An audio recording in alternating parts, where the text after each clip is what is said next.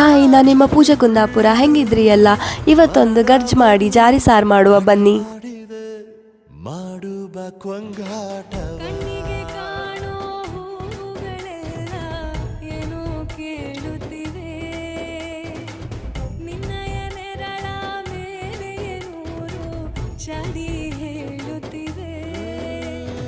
ಸಿಂಗಾರ ಸಿರಿಯೇ ಅಂಗಾಲಿನಲೆ ಬಂಗಾರ ಮಾಯೆ ಗಾಂಧಾರಿಯಂತೆ ಕಣ್ಮುಚ್ಚಿ ಹೊಂಗನ ಸಾರಸ ಛಾಯೆ